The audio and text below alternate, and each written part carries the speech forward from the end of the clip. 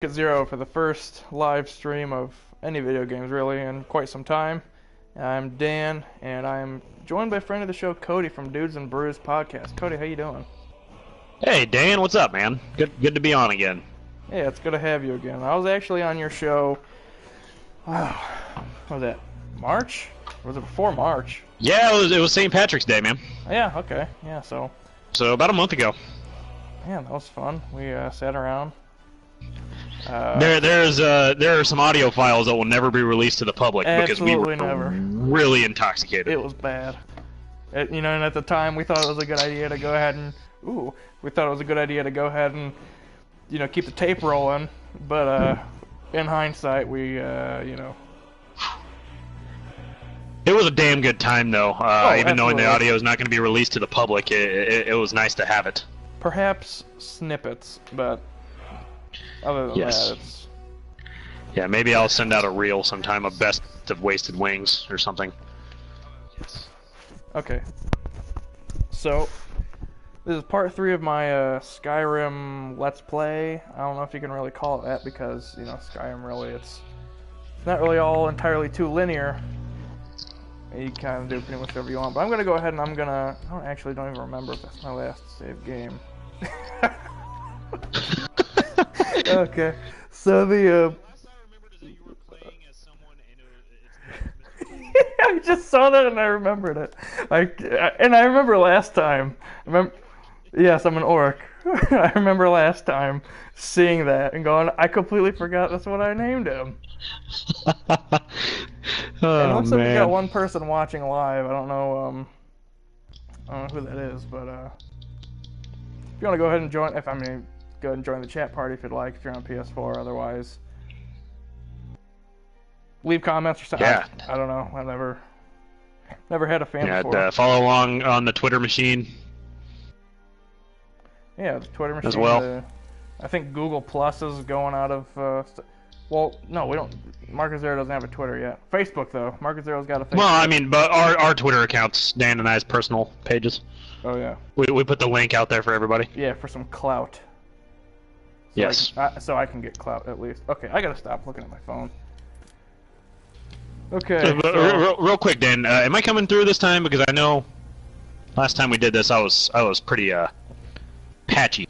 Kody, you're sounding really good. Are you sure? Yeah, go ahead and give it another test. Just a 1, 2.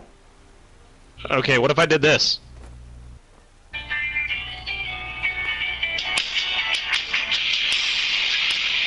Alright, we don't want to get the stream pulled for a copyright issue, so perhaps we'll go ahead and... and we lost that one user, so... Yeah. Way to go. Oh, man. Creed, good shit. Send them to the hills. No, I don't want to wait. Yeah. So, retrieve the Dragonstone. Actually, what I'm going to do first is I'm going to try to go to some of these orc strongholds. Oh god, they're way on the outskirts of the map, so that might take a while. I was going to try to go to the orc strongholds because, being an orc, give me some perks pretty quick. I'm pretty sure I said this in all the other times we played, but usually when I play this I do like the archery stuff and I have a high sneak level, but I want to try something new. I want to try to do like the two-handed type stuff. Oh, that was Garrett watching us. Friend of the show. Who is it? Garrett from the football team at Manchester. Oh, hey, that guy, yeah. I don't know if he wants us using his full name or not. Well, I guess he tweeted it. He was on the Twitter, so yeah, Garrett Walker. Attaboy. He said, what a guy. He tweeted and said, "It's your boy." So I said, attaboy. It's your boy, the New Day. Thanks, Garrett. Oh, yeah. Friend of the show, Garrett. So, I feel like I should go ahead with the main quest line, but even that, like... Oh, what am I doing? Why do I keep pressing that freaking button? Okay, actually, I'm just gonna go due west. No, that'd be east. Jesus Christ, am I drunk already? No, I'm not. So, Kody, I want to talk to you a little bit about not only WrestleMania, but the entirety of the WrestleMania weekend. Man, that was a long weekend. Yes, Indeed it was. And I was at a wedding on, well, I was driving, there was a wedding on the 6th, NXT TakeOver was on the night of the 5th, but I drove to Chicago the night of the 5th, so I wasn't able to watch it, so I had to, watch a lot of it throughout the day, or throughout Saturday morning after the fact, to catch up on everything that happened.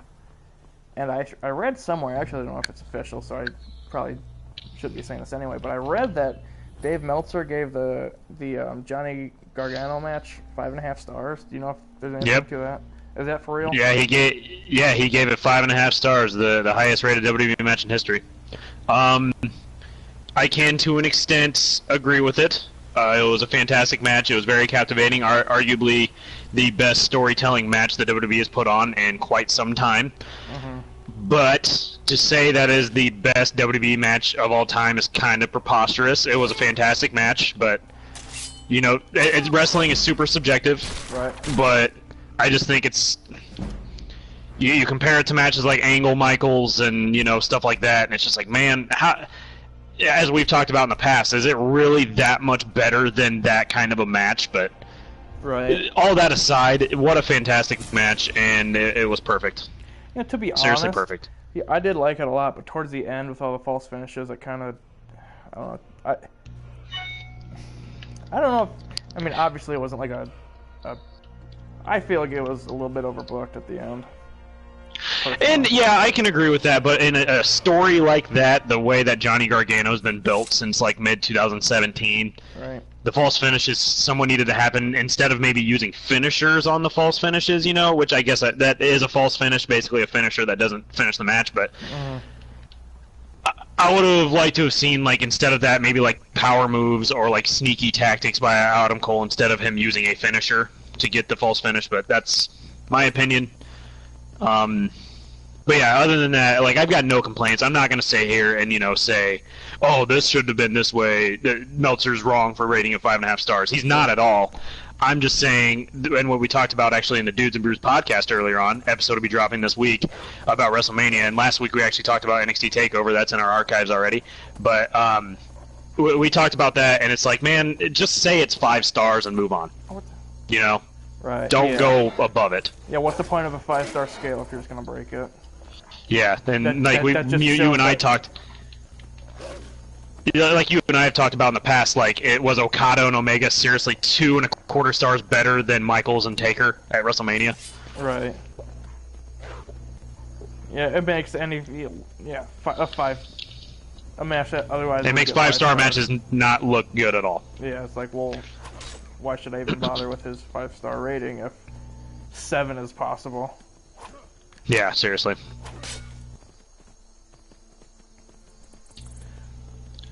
Sorry, I'm focusing on these deer that I was just slicing at. Hey man, no problem. No problem. I could sit here and talk wrestling all day and shit on Dave Meltzer all day.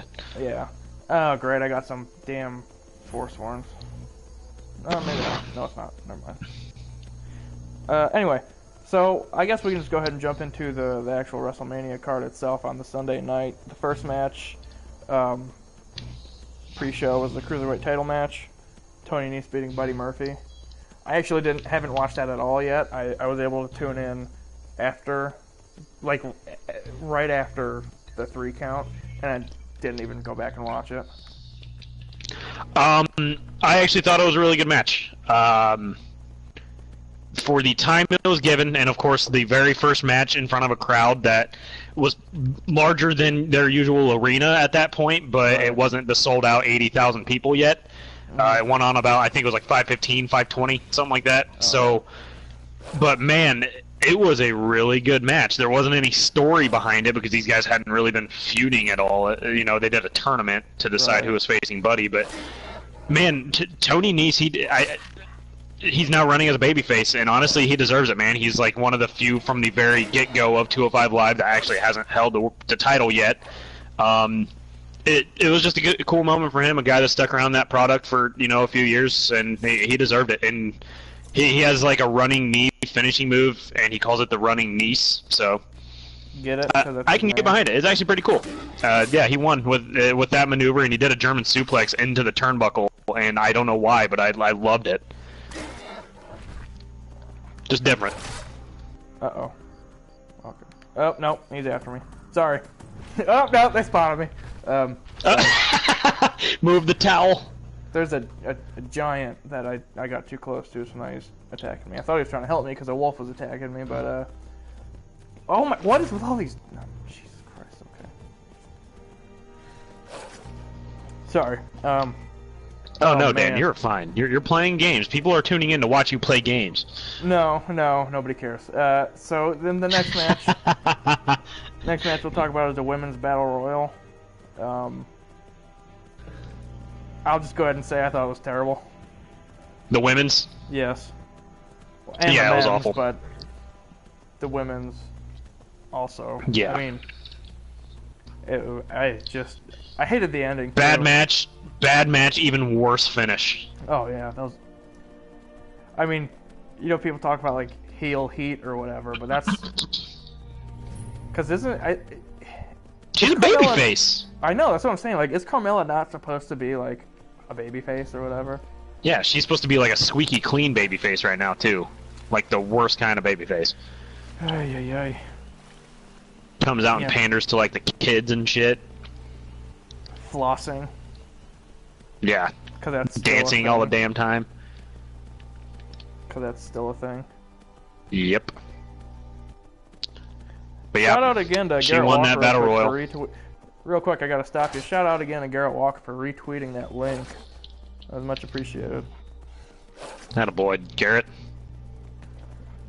Appreciate it. No, never mind. Is this Hey Garrett. Hey Stuart. Oh God. Yeah, we're being very brief with these first couple matches. Oh, there really isn't much to say about that women's battle royal. Nope. So the next was the Raw Tag Team Championship match with the Edgeheads versus the Revival. And yeah. I feel like that wasn't as good as it really could have been, if I remember it correctly. I mean, this was a week ago. It wasn't as good as what it should have been to me because the Revival didn't win. Yeah. What the hell's going on here? And that's making me sound like, oh, they're burying these young teams, but it's like, why did Hawkins and Ryder winning have to be at the expense of the Revival? Yeah, of all people. Yeah, it's like, it just... Like, cool for Hawkins and Ryder, it's awesome, but why did it have to be against those two? But I mean, the match itself, like... Match itself was good. Yeah, so, like... But I don't think it was as good as it could have been. No. I mean, they only got, like, 12 minutes or something like that. And I guess they probably didn't want them to have a, you know... No. Which... Yeah, pre-show, you gotta get out there and do your infomercial shit, and then... Yeah, understandable. Basically go home. So I guess then we can just move on to the men's battle royal, which... I mean... Ugh. Yeah, ugh, I get. But the way that they were able to do it with those two Saturday Night Live guys, I actually thought was pretty good. Like, yeah, you know, you're trying to include these guys from New York, or Saturday Night Live with the New York crowd and all that, which I get it. I thought it was hilarious, real quick. I thought it was hilarious that the one came out with the Odell Beckham jersey, but the Cleveland That was awesome. One, that was great. That was super awesome. My beef with it, though, was the fact that, and I didn't watch and I don't know, but apparently, according to many people online, which everything you read on the internet, take it with a grain of salt, but apparently there was zero promotion of WrestleMania on Saturday Night Live. I'm sure, yeah. Like, none about that, or even them talking about Braun Strowman at all. So it's like, why do it if there's not going to be any kind of cross-promotion? Yeah, what's the incentive to do it? Yeah. Real quick, Cody, we're 14 and a half minutes in, and I realize I've been running around doing absolutely nothing of interest. So I'm going to go ahead and actually do something cool here. On the That was pretty cool! Oh, I keep getting attacked by stupid wolves. Which is aggravating.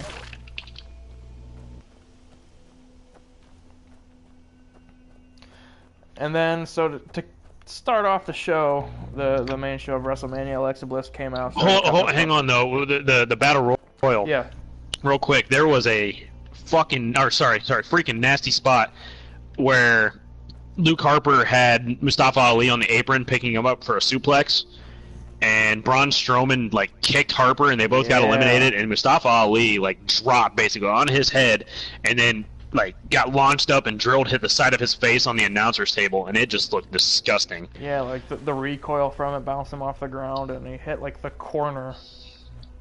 Yeah, it looked gross. I remember watching it happen. I was like, I hope that wasn't planned. Well, I mean, I hope it was planned, I guess, but like, him smashing his face, because that was. I hope that was a sell. Yes, that was rough looking. And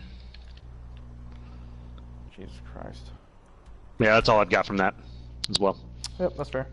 Yeah, that's fair. And then, so Alexa Bliss came out to start the main show, talking about if she could have a WrestleMania moment at snap her fingers, and of course, Hulk Hogan came out, and no. What's funny, and I mean, way to start the damn show. He jokingly said he was in Silverdome or Superdome or whatever, and as a joke about the time that he flubbed the line. Yeah, he biffed. Yeah. But then he said, "I'm just kidding. It's good to be here in the MetLife Center." So it's like, you screwed it up again. Like, it's not MetLife Center. Like, jeez. Yeah, the MetLife Center is like a concession area or something. Idiot. And then he starts posing with Alexa Bliss, doing the muscle poses and stuff, and then, so as Hulk Hogan's theme song is going on, Paul Heyman walks through everything and talks about how, if Brock Lesnar's not going to be the last match of the show, he demands to go on first, which is funny because they knew it was going to be the main event for like a week. And so it's like now he's kicking up a fuss about it. Yeah. I thought that was really cool though, honestly. If you don't, if you're not going to go on last, you want to go on first. Yeah, it fit. Like the whole idea of Lesnar doesn't care or whatever. But I agree with what you're saying though. Like he's had a week to say that they're going to do that, and then he just randomly did it at the show. Yeah. And then, so the match did go on. Brock Lesnar came out, the champion, the Universal, the top champion in all the company, was the first person to officially enter for a match at WrestleMania. Came out, he's the Beast or whatever, and then. Seth Rollins came out. That's who he was facing that night. Seth Rollins came out, and they do those 3D graphics that you can only see on the TV, and like Beast Slayer and stuff like that, and it had the Lesnar logo, and pretty much said like he was gonna destroy Lesnar, which I mean, he basically did. Yeah. Well, not even destroyed him. I mean, he was getting beat for the majority of the time, and then. Yeah, that's true. Yeah. Really quick, 18 and a half minutes in now. I love how I started saying, I'm going to go do this because it'll take less time. And then 3 minutes ago when I said, actually, I'm just going to play the game, how it's, play the storyline. And now I'm like in the middle of actually doing it. Okay. So I said I was going to do orc stuff. I want to do heavy armor. I'm wearing all heavy armor except for my helmet.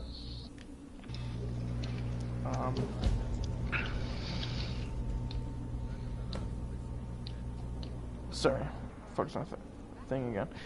Next up is AJ Styles versus Randy Orton. This was, a lot of people anticipated this being a good match, and it was a very good match. I thought at least, and usually I don't like any Randy Orton matches. My thing is always, if you've seen one Randy Orton match, you've seen them all. But he hadn't wrestled AJ Styles. Well, he did on TV a couple years ago, but it wasn't a big-time match. Yeah, that's... You know what I mean? He didn't have a WrestleMania. Yeah, no, I get what you're saying. I just wanted to interject a little bit. Oh, you're fine. Correct me if I'm wrong, but didn't AJ win with the phenomenal forearm? Yes, he did. He did. He actually, when he went for it, he kind of like slipped on the top rope a little bit, and it didn't really look like it came across as like very impactful. So people kind of pooed all over him for it. But it's like, man, come on. Which is weird to me because isn't that like his secondary finishing move? In the WWE, it's his In the first. WWE. I think Is it really? the Styles Clash is the Styles Clash is his second. He hasn't really used the Styles Clash much in recent. Interesting. I know he put away Shinsuke with it last year at Mania, but other than that, dude, I can't remember the last time he did because it's usually the phenomenal forearm. Okay. I must have just been mistaken then. Because I remember seeing it and thinking... But yeah, I'd say in the WWE, I'd say it's been majority of the time it's the phenomenal forearm. Okay. He put Cena. Oh wait, no, he put Cena away with the forearm as well. I'm thinking about it. So I'm here playing Skyrim, and I got Kody here on the chat. Kody, we're talking about Hey, WrestleMania Dan. 35. We were just in the middle of talking about AJ Styles versus Randy Orton, and I think I cut you off, and you were going to keep talking about it, even though I thought we were done. No, I apologize. I actually have a lot of opinions about that match, Oh, go ahead, please, and I'll try to please. keep it brief. No, But explain. I thought it was a really, really good match. But what happened was, so WrestleMania, obviously, like a big-time theatrical spectacle, if you will, stadium show, biggest wrestling show of the year. Right. So obviously they're gonna have like a lot of lights and flashes and sounds and stuff to make it look more appealing. Well, they tried to do like this yellowish spotlight throughout the crowd to just make it look visually better, but instead this light actually pierced through and it blinded a majority of the audience. I saw pictures So the of that, audience yeah. so the audience during that match was just like, okay, we want the lights turned, this light turned off that way we can see. Yeah. So they started voicing it. They started saying like, turn the lights on, chanting, or turn the light off, chanting stuff, like not paying attention to this match. And that night, I'm sitting there, I was like, man, what's the crowd chanting? Like, what are they doing? I remember texting you saying, like, are they singing? Yeah, and I was like, crap, I just missed 10 minutes of the 17-minute match because I was focusing on what the crowd was saying. So that night when the match ended, I'm like, man, that match, damn, that sucks. I wish it was better because I was really looking forward to it. Mm-hmm. And then we jump forward. Yesterday, I actually watched some of that show again, and I watched that match first because I was like, okay, I want to see how good this match actually was. Right. Dude, I took the crowd out of it, and I was like, wow, that was really, really good. I rated it 4 stars. I thought it was super good. You mean 4 beers, Kody? Yeah, 4 beers. Sorry. The Dudes N Brews Podcast, we rate things on beers. But yeah, I gave it 4 beers. I thought it was super good. And it's a 5 And beer especially scale, these guys. correct? Yes. And those guys, they went out and they did what they could do with that crowd getting taken out of it. I really appreciated what they did. However, I did mention earlier on, and again, our WrestleMania episode will be up this week, I mentioned on there that I really wish Randy Orton, being the heel at that point, would have changed things up and like grabbed a microphone and been all like, yeah, turn that light off, that way they can see me, beat them down, beat AJ Styles, beat their hero. Yeah, especially... But at that same point, it's not, they're both professional wrestlers, so they know what they're doing. They've got a script. They stick to it. I mean, sometimes obviously, but you got to change it. But at WrestleMania, it's like we got to stick to what we've got planned. Mm-hmm. So it would have been cool to see him do that, but we'll see if they have another match, and if they do, I guarantee they'll deliver more. But yeah, that was my opinion on it. I thought it was a really good match, but sometimes when the crowd gets taken out of it, the audience at home gets taken out of it as well. Official timestamp for that match is 16 minutes 20 seconds. The next match is the SmackDown Tag Team titles. It's going to go ahead and be the Usos versus Aleister Black and Ricochet versus Rusev and Shinsuke Nakamura versus The Bar. And it just seems like every single tag team match that the Usos compete in are just absolutely phenomenal. Yep. Don't know how. I gave that one 4 beers as well, man. Man, they're so good. They really improved since like 2015. Right. If you go back and watch some of their stuff with the Shield in like 2013 and then the Wyatt family in 2014, dude, it is some really good stuff, and they only have gotten better from there. So it doesn't surprise me that they put on these really good matches. And I gave that match 4 beers. I absolutely loved it. A lot of action packed into 10 minutes. Everybody looked good with the exception of maybe Nakamura and Rusev. Sucks to say that, but you've got to have one team out of all them to be the ones to be basically the redheaded stepchild, and unfortunately it had to be them. We have 2 of the, Sorry. Didn't mean to cut you off there at the end. Yeah, I really no, dang it! Yeah, Sorry, me too, Dan. Kody, I am me too. playing. Oh, Yeah, I'm Kody, playing that's- MLB The Show right now. I am Kody, in the that's bottom part of the, or I am in the top of the ninth, 2 outs. I had a no hitter and I surrendered a hit. Darn. Are you That is winning at awful. least? Oh yeah, I'm winning 7-0, so it's fine. Well, Kody, come on, it's a team sport. I get that, but I had a no hitter, Dan. Now it's just gonna go down as a one hitter. Who wants to watch a one hitter? Who wants to watch an any hitter? Because baseball, Kody, is absolutely horrible. Do you have any more thoughts on that SmackDown Tag Team title, SmackDown Live Tag Team Championship, Fatal 4-Way Tag Team? Other than I hope that Ricochet and Aleister Black go their separate ways, and I hope Rusev and Nakamura go their separate ways, And I hope also the Aleister Black Usos go is to the Raw. world champion forever and king for life. Yes, me too. And then I hope the Usos go to Raw. I think it's time for them to go run that division now. Have you seen those memes on Twitter of how Aleister Black has that entrance where like he's on like that platform and he's laying down and he sets up? Have you seen the people adding the sound like the whistle, Yeah. the long whistle or whatever? I'm trying to remember. Yeah, I'm trying to remember what that's actually called. Yeah. But yeah, oh man. For anyone who ever plays Skyrim, and if you haven't played it yet and you're living under a rock, you're gonna have to cut this guy down right at the beginning of the. I almost said the beginning of the show. The beginning of this. Kill him. Kill him as quick as you can. Cody, sorry. Yeah. Memes are Damn, hilarious. it's fine. Okay, I got that golden claw. Take his journal as well. It's not even a word, and I agree with you. It's not even a word, and I agree with you. Ricochet also is fantastic. I mean, Yeah, I wouldn't mind him getting jolted into either the Intercontinental title picture or the United States title picture pretty soon. I always kind of talk trash about like the flippy, or I don't know how vocal I make myself, but the flippy stuff really isn't usually my cup of tea, and my tea bag as well, I guess. But Yes, off News Camper they were whacking, yes. I guess like in controlled doses or whatever, seeing him do it is kind of nice. And he's one of those rare guys, too, that you look at him, and the way he presents himself during matches, like, he sells, he's got the facial expressions, like, he knows what he's doing in ring psychology-wise, other than just flipping and making it look cool. And he Right. sells like crazy. Whereas, we are quick to judge a lot of these guys on the indies, but a lot of them do just flip, flip, flip, flip, flip. Get up, get up, get up, sell, don't sell, don't sell, don't sell. Get back up, and it's like, slow down, let's see some story as well. And I think Ricochet does a good job of doing that. Yeah, well, that's like Jim Cornette always talks about. Yeah, you can do this, but if you just learn how to sell or whatever, like you'd be.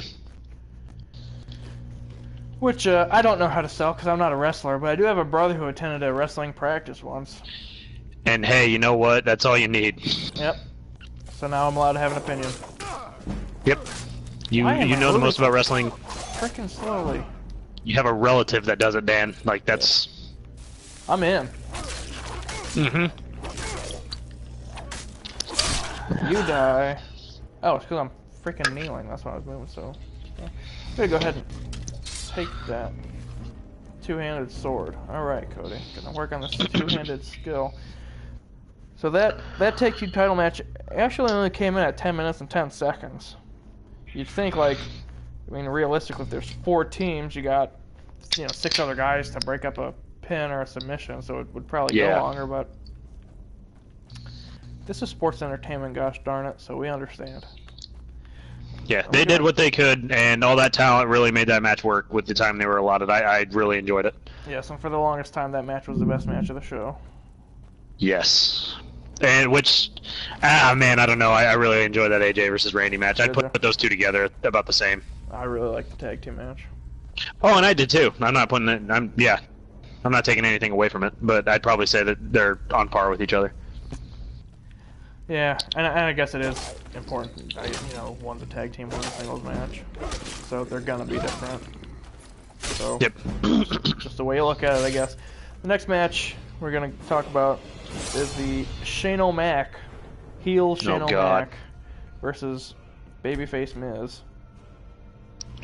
And that was a this was that was something, wasn't it? This was shades of like SummerSlam, 2000 or 2001 when. Yep. Yeah, SummerSlam 2000 and then Backlash 2001 as well. There you go. I thought that was eerily similar to those two matches. Yep. Which I Very guess, much so. Kudos to Shane for almost 20 years later being able to do stuff like that. And I mean, he was a lot more protected. I'm sure they had better. Yeah, and then I'm sure Miz also was a fan in that era as well, and potentially doing training at that point, and he knew what he was doing. I bet he was. Yeah, and I bet he was on cloud nine though, being like, man, he might have watched those pay-per-views live. Who knows? And I can go out there and recreate these shows. Like, that's pretty cool. Yeah. There was, of note, one thing that I pointed out when it happened was Shane took a bump onto the top of a golf cart. And golly. And then he bounced off of it and fell onto the concrete floor that the cart was on, which I'm sure wasn't planned. But I remember seeing it and pointing it out to my partner. Like, that was probably awful. Like, you're that probably expecting, hurt. like, I'm going to bump on this plastic, which I'm sure even that hurt, but... And then not thinking about it, and oh, there's the floor. Bam. Like. Yep. Not padded, nothing. Just concrete. Boom. Oh, yeah, that probably did not feel good at all. And then there was a big spot at the end where Miz does a suplex off that the platform for the camera. But the way that a suplex works, you put pretty much the guy's head on top of your chest, and then you do it. So they were both knocked out, and the ref counted to 3 because both their shoulders were down, and Shane's head was on top of Miz's chest. But they weren't cuddling, but the ref counted it. And, cuddling in the spoon position. Yes, so it went down as a W for Shane. I called that as well. I thought Shane was going to win. I really did, and he did. And he did. Good call, Kody. And people could say, like, oh, why did Shane need it? Well, it's like, well, why did Miz need it, too, Like, they've both been around forever. Yeah, they've both been around forever. This was your, same as Batista versus Triple H, this was your spectacle match, quote-unquote, It had that stipulation. Like, it was your run-of-the-mill spectacle WrestleMania match. That's all it was. It's a Shane McMahon WrestleMania match, really. Yeah, exactly. It's just a spot fest. That's all it is. Cody, Sorry, you get a ESPN. notification? I did. I don't know what it is, though. I'm kind of excited to read it. Oh, the Cubs got snowed out today. That's yeah. Yeah, your brother tweeted about that. Caleb tweeted about it. It's like... Yeah, and he wrecked him. R-E-K-T wrecked. He said, you can't lose a game if you don't play. And I said, unless you forfeit. Because the entire idea behind a forfeit is you don't play and you give up the loss on purpose. All right, get in there. Yep. All right, partner. You know what time it is. Keep on rolling, baby. I can't hear you.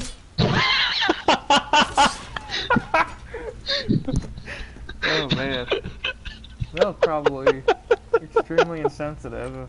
Well, yeah. Nobody probably knows the context. Oh, I love Family Guy. Oh, my God. That was perfect. Oh, man. Whew. Good stuff, Dan. Good stuff. Ooh. So I just went through this little shortcut, and I don't remember why. I've done this a million times, but... Anyway, that match... Take it outside, lady. Yeah, the sneeze guard. That match clocked in at 15 minutes 30 seconds. The next match was the Fatal 4-Way Tag Team match for the WWE Women's Tag Team Championships. Seeing the Iconics go up against... who is composed of Billie Kay and Peyton Royce, going against... the team with the worst tag team name ever, the Boston Hug Connection, who is Bayley and Sasha Banks, versus Nia Jackson Tamina versus Beth Phoenix and Natalya, who have, what was their working, the Divas of Doom. Divas of Doom, there it was. I knew it was Divas something, but I didn't know exactly what it was. Divas of Doom. And I think they actually, someone referred to them as that during the show, or maybe it might have been on like the Raw before. Yeah, so... there was that. I hate to say it. I thought that match was just kind of there, and that it wasn't necessarily designed to be people's, like, bathroom break or whatever, but I think it turned out to be that. Yeah. I hate to say that because, the whole women's evolution, and some of those women in that match are really good workers. Sasha and Bayley, both really good. Nia Jax, Natalia and Beth Phoenix, both really, really good. But and I think the Iconics... when you see... Oh, they're very good at being heels, but in the ring, they're horrible.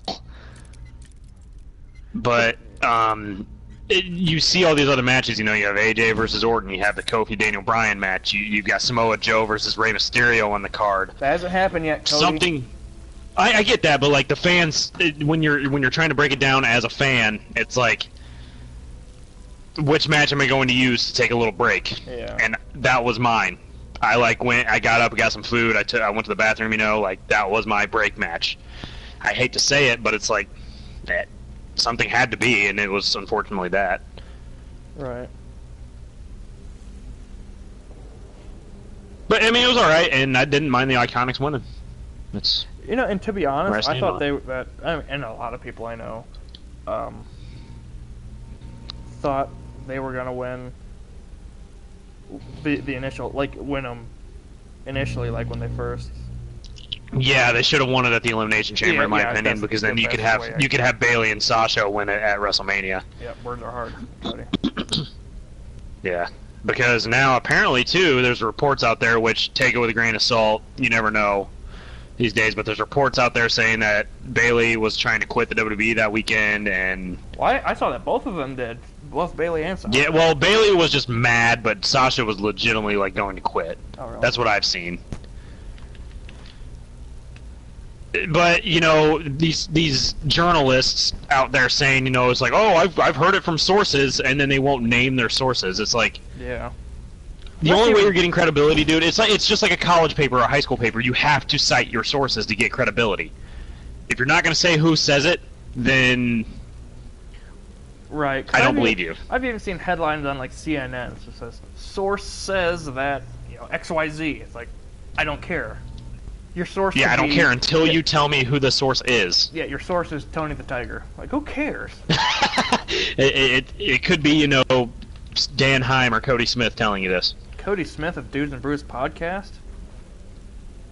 The Kody Smith of Dudes N Brews. Yeah, he sucks.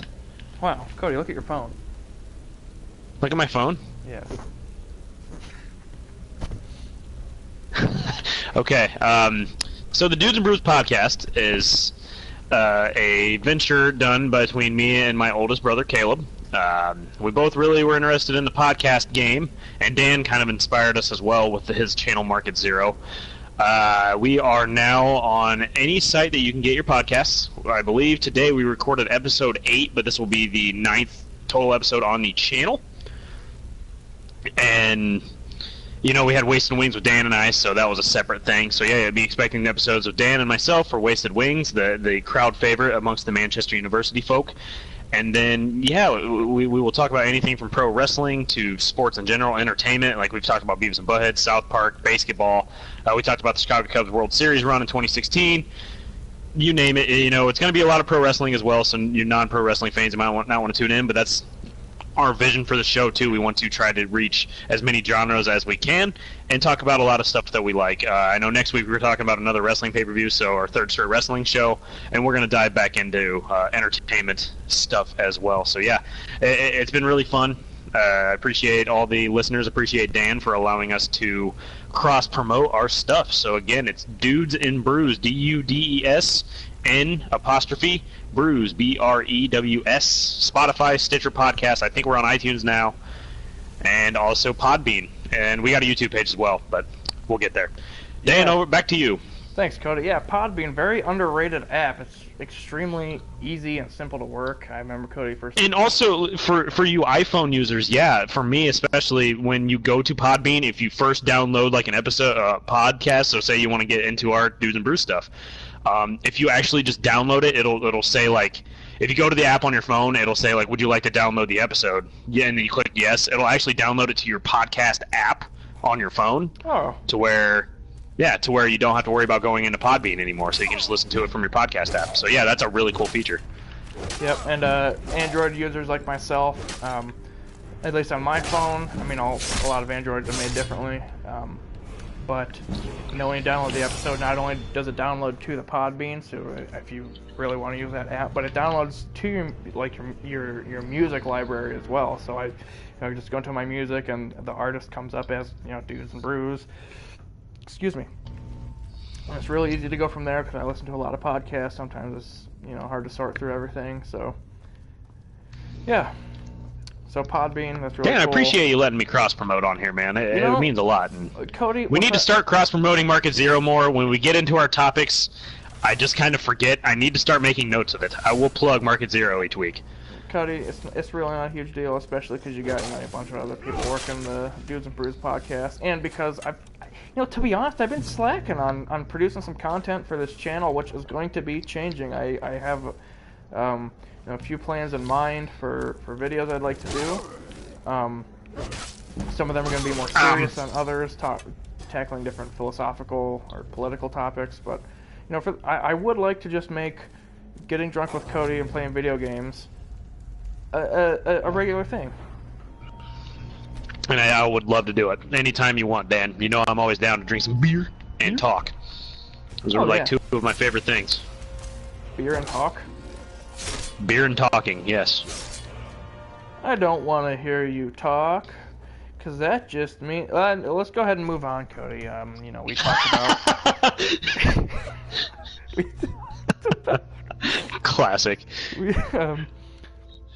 So we left off with that Fatal 4-Way match for the WWE Women's Tag Team Championships. And we're going to move on to what I saw as the best match of the whole weekend, which is Kofi Kingston versus Daniel Bryan for the WWE Championship. The whole weekend, The whole weekend, just because of the story and, not even just the storytelling of the match, but the backstory, like just Kofi's...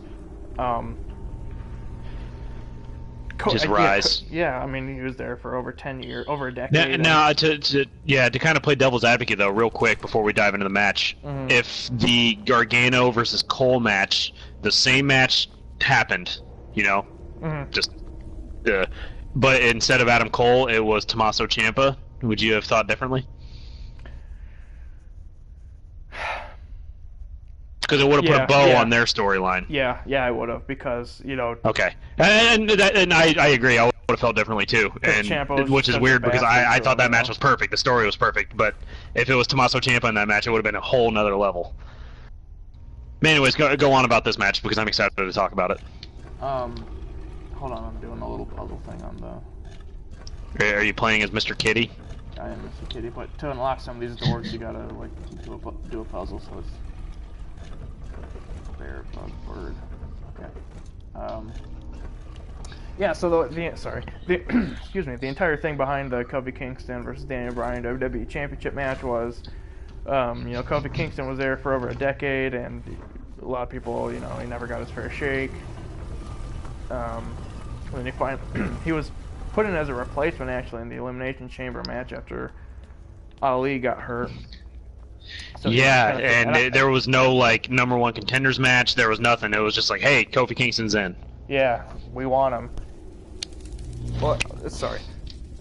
So going back to that Elimination Chamber, I remember talking to you. They said it was gonna be a New Day guy, and I was like, well, it's probably gonna be Kofi because with Ali, the high spots and things like that. Yeah.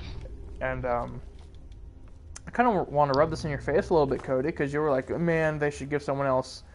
And the New Day gives Xavier, which I understand, and Well, actually, no. My point was, I was like, dude, why is it every time it seems like they're in a bind, go to the New Day? It's like, why not try to get someone else in there, like they were trying to do with Mustafa Ali? Yeah. Like they were trying to heat Ali, so it's like, why not pull someone like a guy from a black hole, like a Rusev or a Shinsuke Nakamura? That's like, we don't know what to do with him. Okay, actually, we have this opportunity now to reheat him. Or let's try it and see what happens. But, oh God, he was on Raw at the time, so it couldn't have happened. Oh, yeah. Or just, well, Dan, come on, Disco Inferno. He would just make everybody look bad. So yeah, I mean, if it were a shoot, he would murder everybody in one swift. Exactly. Kick. The greatest of all time in the history of pro wrestling Twitter account would disagree, unfortunately, but. Yeah, fuck him. Oh God, I thought. But yeah, that's like that was my. Friendly as I could too. I said the F word. Yeah, but you know, my thought process when that happened, I was like, man, why does it always have to be someone from New Day? And I was like vouching. It's like, why not Andrade? Why not Killian Dane? Like, just try to build someone up. And then I saw Kofi in that gauntlet match, and I'm like, okay, this is fine with me. Yeah, and I remember, even weeks before, like, if he wins, it's gonna be absolutely nuts. And then I was like, well, they're gonna figure out a way so that he can save face but still, you know, lose or whatever.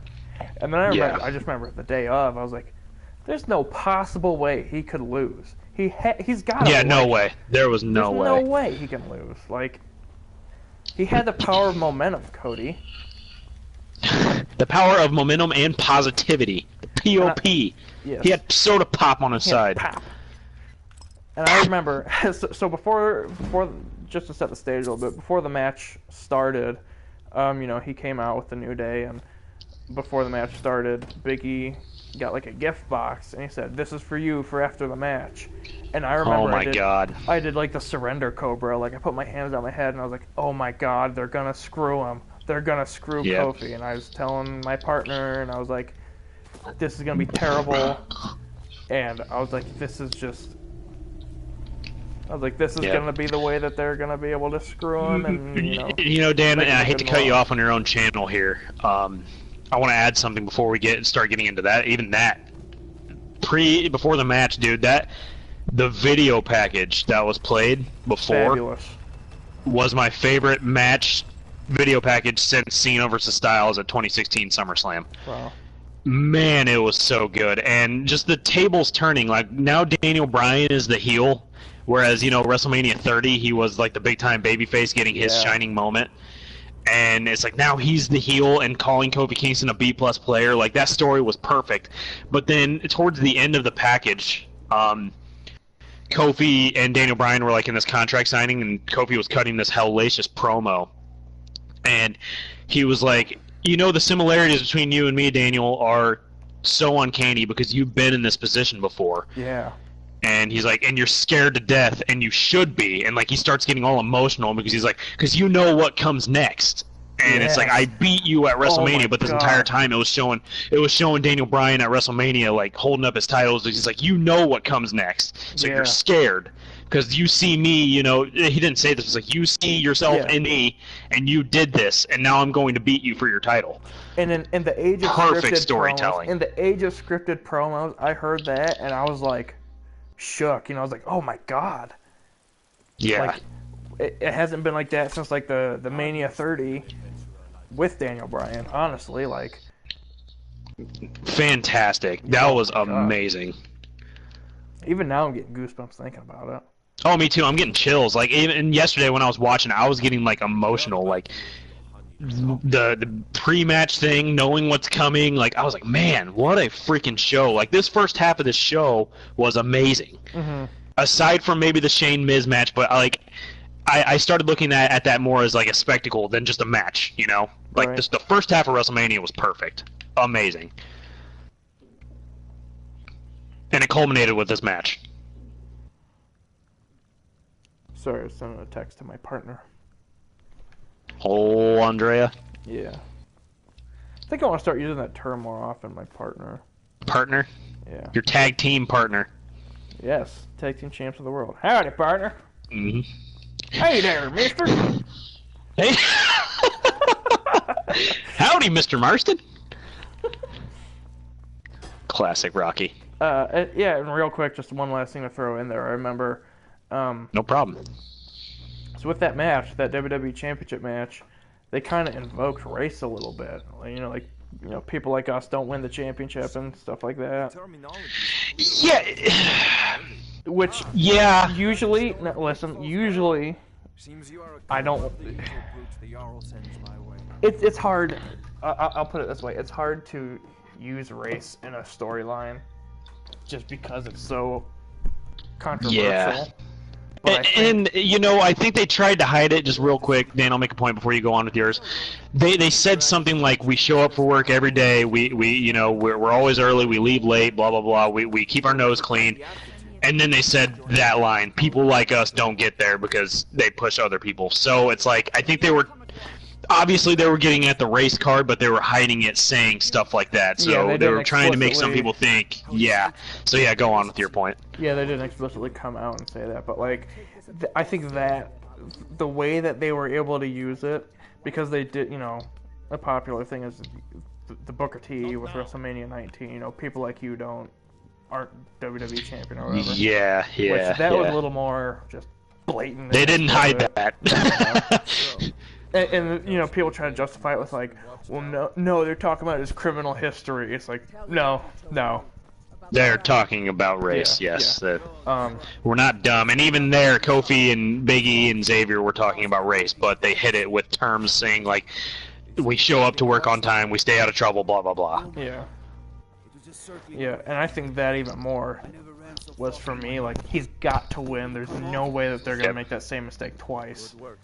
Well, aside from The Rock, isn't he the first African-American? Hell, The Rock's not, like, fully African-American. He's got like Samoan and... Well, Samoa's that's in the Pacific Ocean, right? So that's not even towards Africa. That's on the opposite side of the world. Yeah, but he's also... His dad is African-American. Oh, that's so. True. That's so, I mean, he's obviously... But he's not full-blood. So, obviously, you have to consider The Rock the first one, but I think Kofi Kingston is definitely broken down barriers, and it's 2019, so that kind of sucks that it's taken this long, Yeah. You had Booker T win the World Heavyweight title, but that was their secondary world title. Mark Henry, too. Mark Henry, yeah. But that's their secondary world title. Like, even, no matter what, even knowing they're trying to push the Universal title as, like, the main title, the WWE title is still, the big championship. Like, that's what you strive, that's what you want to have. It's named after the company, for God's sake. Yeah. So it's like it's a big deal that Kofi is right there with The Rock. Yeah, but I still think, like, I even heard, as of a few years ago, people saying there hasn't been a black WWE champion. Like, they don't accept The Rock as being a black WWE champion. Which I do. I 100% do, man.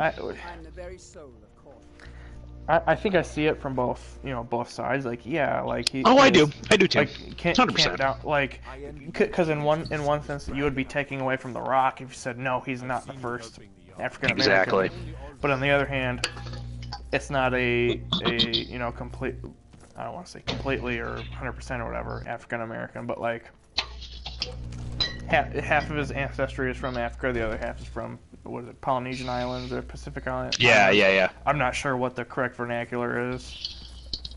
But no, I get what I get what you're saying, man. Like it's kind of a fine line that arguably you and I don't like to try to cross, but it's definitely not necessarily good for debate, but I can understand why people question it. How about that?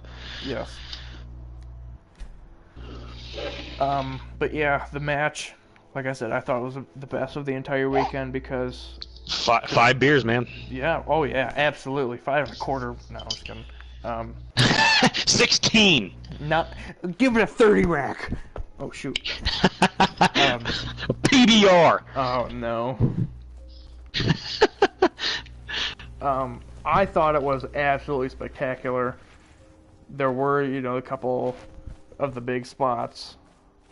For the most part, it was just a very good... Again, who am I to say these things, but this is just my opinion of it. Very compelling... It's our opinion, man. Yes. They told a very compelling story with Kofi. Yep, they sure did. And there were so many times where I was like, damn it, he lost. And he didn't. And there were a couple, and they didn't do like the false finishes, which I really appreciate. Yeah. They didn't do like it took one Trouble in Paradise, and then Daniel Bryan only hooked him in one label lock, so it wasn't like he was in the label lock a shit ton, or a crap ton. Sorry, they didn't do that. It was just a beat the crap out of each other, tell a story. When the finish comes, you'll know it, or not even know it. It's just when the finish comes, the finish comes. Yeah, and I remember. I mean, we're obviously skipping through a lot. I haven't watched it since last week. I didn't even drink watching the show. I did, but I went to bed sober that night. Attaboy. It just didn't, man, it hit a point where I remember our buddy Josh was just like, he looked up at me and he goes, dude, you're still drinking? And I was like, yeah, but I'm like stomaching this beer. I was like, I opened it, so I'm going to finish it. It took me like over an hour to finish a 12-ounce Miller Lite. Yeah. Anyways, continue. Sorry. Oh yeah, we're kind of glossing over a lot of stuff that I'm sure you touched on in the Dudes N Brews podcast. Dude, I have no problem talking about this match again because it was awesome. We're already at an hour. Are we really? 55 minutes and 9 seconds, 10 seconds, Dan. 11 seconds. Oh my goodness! I say we wrap up this match and then we do another one. I figure we end the show so that we don't cut it off because after that match there's like 3 more matches. 1, 2, 3, 4, 5. No, 6 more matches. Good God. Yeah. But a couple of them are kind of toss away stuff that we can. Oh yeah, like the Rey Mysterio match, and the Triple H match. Angle match. Yeah. Yeah. So I just wanted to say this great match, extremely compelling, great story, even from an outsider's point of view. Andrea, my partner, she is like a fan, like she loves to watch with me, and she was even like jumping at the near falls and stuff. Oh my God! Yeah. And she hadn't even been watching. Yeah, Cassie got super invested in that match too. Yeah, hadn't even been watching. The TV, like Raw and SmackDown, but I literally just filled her in. I said, this is what it is. This is why Kofi needs to win. She said, okay, I'm on his side. And then, she was like, oh my God, oh my God, oh my God, oh my God. And I even said that on Dudes N Brews, man, when it drops. We didn't even dive into the match. We didn't get into the spots, nothing like that. All I said was, I was like, we all gave our opinions about the story, everything about it. We talked about maybe like one spot in particular, and it was when like Kofi basically didn't necessarily get desperate, but it was like, I'm going to give you, Daniel, the dose of the medicine that you deserve, and he started pulling out Daniel's like heel moves on him, like kicking him in the face and stuff. But that was more of, I'm going to give you the beating that you deserve, as compared to I'm desperate to win the title. But I watched that match, man. Casual fan, hardcore fan, not a fan. Seriously, do yourselves a favor. I'm sure there's a link on Reddit, YouTube, maybe. Seriously, do yourselves a favor. Even $10 a month. Pay the $10 to watch it. Well, but as like if someone that's tuning in right now, man, that's not a fan. Sure. Gosh, the story behind it. Even if you don't like wrestling, I understand it's fake, blah blah blah. But seriously, anybody can get involved in a story like that. Like, it was amazing and perfectly done. Like, Vince knows what he's doing when he listens to the crowd and sees he's got gold, and they ran with it. The WWE just hit it out of the ballpark with that, man. Seriously, 5 beers, perfect. Absolutely perfect. Yep, and usually if I only get emotional during wrestling when I've been drinking, but like I said, I wasn't drinking, and that still made me tear up afterwards because it was just so, like, he was there for 10 years. They invoked, I don't want to say they invoked race or whatever, but like, it is true they hadn't had a full black champion, and he was able to overcome it, and they, especially with the gauntlet the week before, and what his friends did for him on the SmackDown. Everything he'd gone through, And not only him, but like his friends, like, they're like, we're gonna go through the gauntlet match, and they survived it. And also, it was like shortly after Elimination Chamber 2, he was on Friends of the Show, Edge and Kristen's podcast. Oh, great friends of the show. Man, and just listening to him on that show, he just sounds like, seriously, like the best dude possible.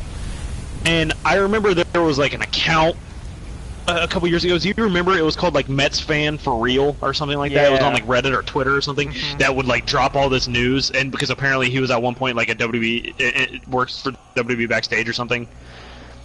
He did a Q&A, I think it was on Reddit, and he was asked by someone like, who are like the nicest people you've ever met, and he's like, well, there haven't really been that many like ever, but he named, I think it was like John Cena, Alicia Fox, and Kofi Kingston.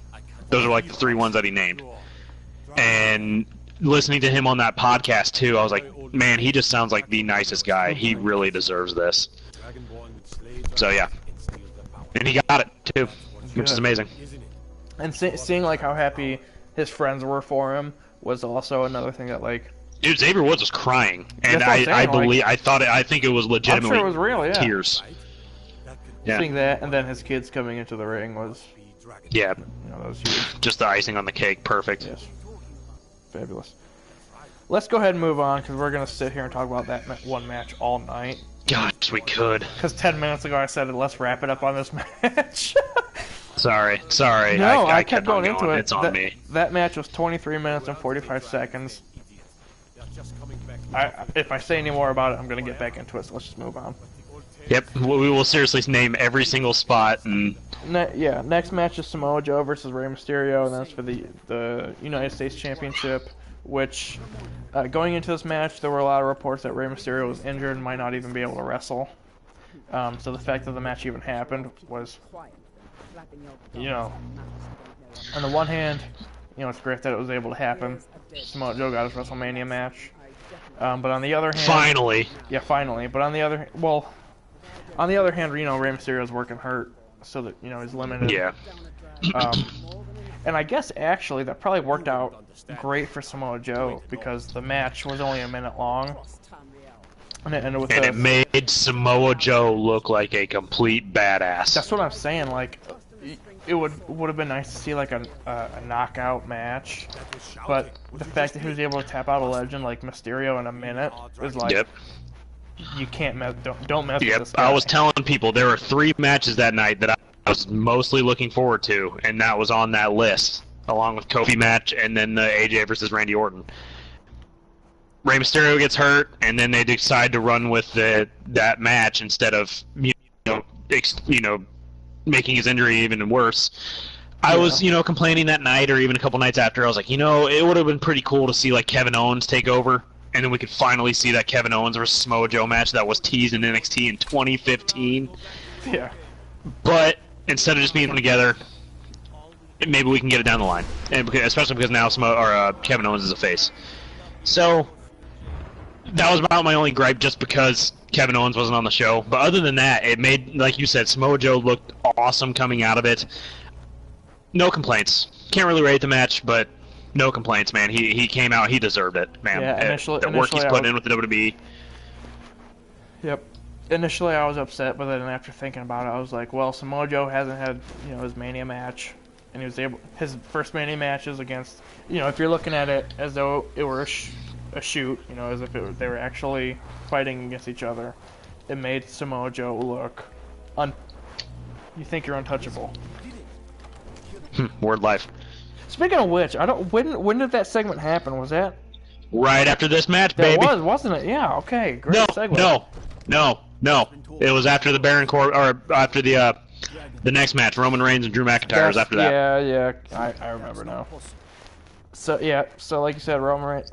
So, okay, Samoa Joe, Rey Mysterio clocked in at 60 seconds. It was a minute long. Ended with Samoa Joe winning via Coquina Clutch. But Rey Mysterio had about 40 seconds of offense. Yeah, he hit him with the tilt-a-roll DDT, and then Mysterio hit a 619 on him, and then all of a sudden Samoa Joe puts Mysterio in a Coquina Clutch, chokes him out. Good stuff. For what it's... That was legitimately the match. Yes, for what it had to be, yes. Yep, so we're going to go ahead and move on. Roman Reigns versus Drew McIntyre, and just a regular singles match for Roman Reigns, coming back from leukemia.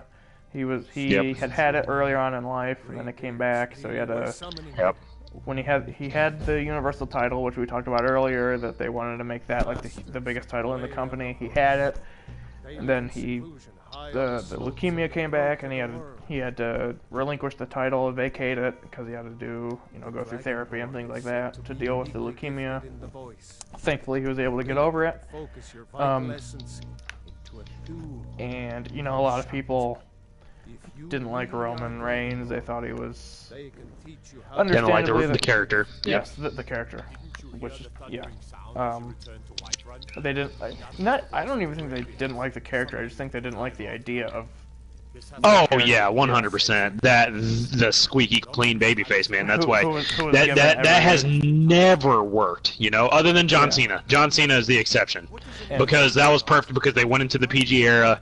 It was a new product at that time. And it showed. More kids were tuning in and all that good stuff. Parents were watching along with their kids. But yeah, like in WCW, they tried to make Jericho this squeaky clean, hey guys, I'm gonna go out there and try my best. Come on, babyface. And Yeah, the crowd turned on it. Like, they did not want to see it. The WWE tried that too, you know. The Rocky Maivia. The crowd didn't want to see that. They wanted to see Stone Cold out there busting people on the heads and drinking beer. Like, and to this day, the crowd still doesn't want to see that squeaky clean babyface. You could argue that Kofi Kingston is that, but at the same time, he's out there making, like, butt jokes and stuff. Like, well, and they started as a group of heels, too. Yeah. So, anyway, it's going back into it. The climate's changed. Yeah, we got one person watching. We appreciate you. Keep on watching if you want to be entertained. It's probably still Garrett, dude. Yeah, probably. Or Tester. Tester actually asked me about the friend of the show, Austin Tester, also sent me a message. He said he couldn't click on our link, so I sent him a new one. So was it a YouTube link? Yes. Okay, if you're watching via PlayStation, go ahead and try to join the party. If not, tweet at Dan Heim. That's at Dan DAN_HEIM. Let me know what's going on. Or we got a Facebook page as well. I don't know who this is. It's not showing me. Yeah. Also at KRSmith25 if you'd like. Dude, your brother's online. Tom. Oh God, let's see. So after we get through the show, we'll start a second one, and we'll. That's fine. We'll start a second one. We'll get Tom in here. That's fine. Okay, let me send him a message real quick though and tell him to stay online. Okay, I'll start diving into Drew McIntyre and Roman Reigns a little bit. Go ahead. So I think it was about a 10-minute match. Again, this match was solely on the card to give Roman Reigns a win. Unfortunately, it had to be at the expense of Drew McIntyre, and it's sad, but this is the way things are. To the casual viewer, this is a great story for Roman Reigns, and it is to the die-hard, hardcore viewer as well.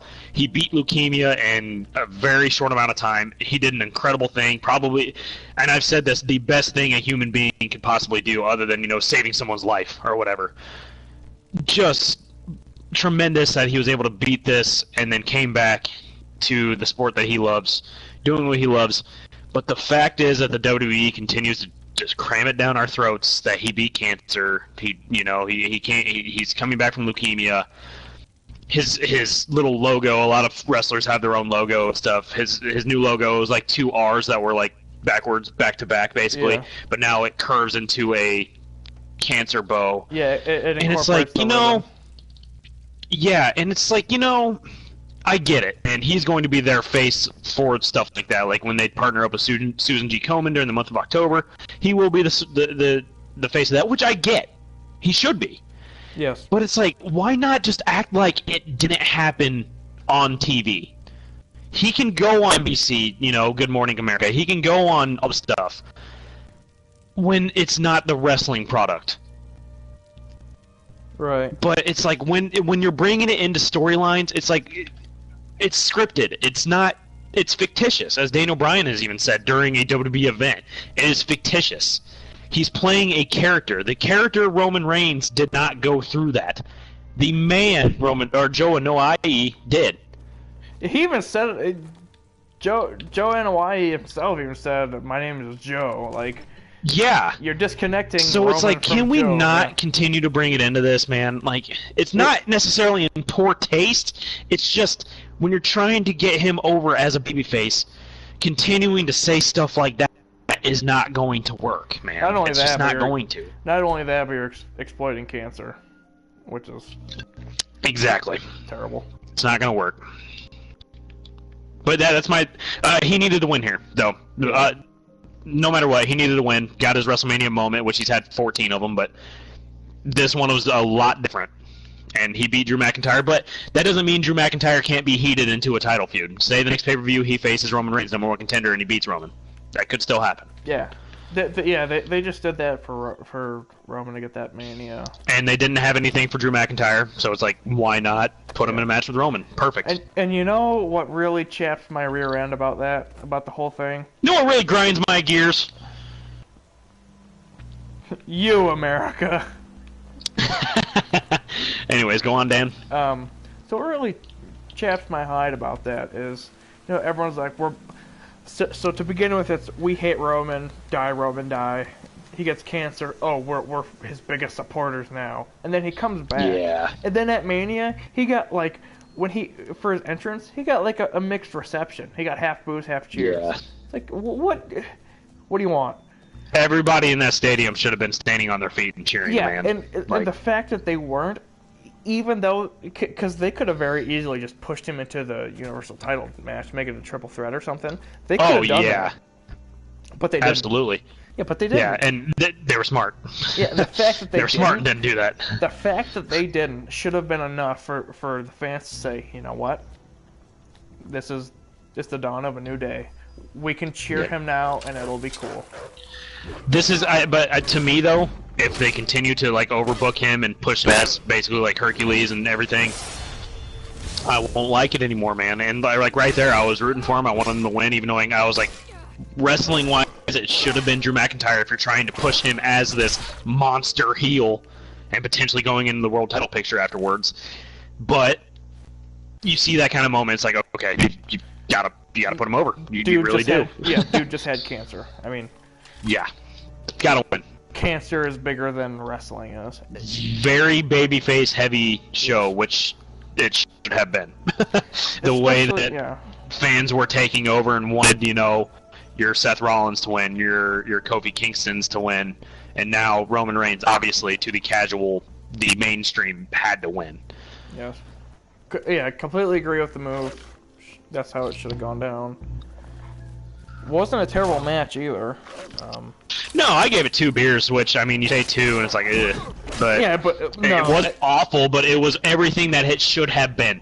Drew McIntyre dominating for a little bit, talking crap about the Shield, Roman getting mad, basically hulking up and just beating the crap out of McIntyre in 2 minutes and then beating him after like 7 minutes of onslaught, basically. As far as I'm concerned, 2 beers means it was a good match. Like, yeah. So five beers is like, oh my god, there's no way. Perfect. Like that's in the top tier. Like, holy cow, that doesn't happen every day. You know what I'm saying? So that means 4 stars is like, whoa, you great. Watch this match. 3 stars is, I wasn't expecting that. Like, you know what I mean? Yeah. So that means 2 beers. I mean, 2 beers is for the build that they had, which wasn't very much, and for the competitors that they had, the 2 just big guys. Like, you're not gonna see the flippy stuff and the Yeah, they can both really work though, dude. They're both really good. They can, but that's not their character. Like, but they were only given 10 minutes, and plus a lot of it was rest holds, talking crap to each other. So yeah, that was very much a storyline match. Strikes. Not even that. Like I was saying, a storyline match as opposed to go out there and wrestle. Yep, absolutely. Okay, let's move on from there, because for whatever reason, we've been on that one for a while. Shoot. Man, that's quite the topic, though, to talk about. That really is, the whole Roman situation. Oh, it is. Like, from the character of Roman to the leukemia thing to... Yeah, so anyway, next is Triple H versus Batista. I pretty much... But, yes. Before that, yes. Dan, oh, that's an amazing segment with John Cena and Elias, yes. So Elias is out there playing his guitar, and then he kind of throws it over to the Tron, and he's playing drums and piano on the Tron in like a pre-recorded. So yeah, they're doing like a green screen effect, yeah. Yeah, it's like he's playing all the instruments at once, like a one-man band, but there's 4 of him. And I saw, I don't remember if it was a tweet or a Facebook comment or something on Instagram. Someone was like, I play music, and after watching that, he actually was playing those instruments. And oh yeah, I don't doubt that. Hold on. I play music as well. They only showed him actually like playing the things for brief parts of it. So yeah, he did play like a couple licks on the piano and a couple drum things, but he definitely was not playing the drums the entire time and playing the piano the entire time. No. He probably recorded like a little snippet. Yes. And then it was someone else, and then him just mimicking it. Playing Skyrim, I'm an orc. Usually I do kind of a light armor archery type thing here. I'm doing orc. I'm doing heavy armor 2-handed, and we're talking about wrestling here, Cody. We're an hour strong, which We're going. We're going. Usually I try to break these up to be shorter so it's easier to watch, but for something as monumental as WrestleMania, which is what our discussion has been about. And plus, we've gone, what, 2 months since we've done a stream? It has been a long time since I've streamed, because broadcasted. That's what it is, Kody, a broadcast. So I brought up, oh, God, we didn't even get to John Cena. We were talking about Elias playing the guitar. So Yeah. John Cena comes out to his old theme song, his Thugonomics theme Gosh. song. The package before that, though, when they were talking about the World Series of 1932 between the Cubs and the Yankees when Babe Ruth called a shot, even like you, Dan, like not as a baseball fan, when you see something like that, I bet you were pulled. Like, oh yeah, I was who like, is it going to be? Yeah, I was like, what's going on here? Yeah, and I even did that, even knowing like I knew it's like, okay, Cena was at the Hall of Fame the night before. There's reports that he's going to be there, but it's like, who is this? Like, what's going to happen? And then his old theme music hit, and dude, that crowd went bonkers. Yeah. Awesome moment. And we got the Doctor of Thugonomics back. Just perfect.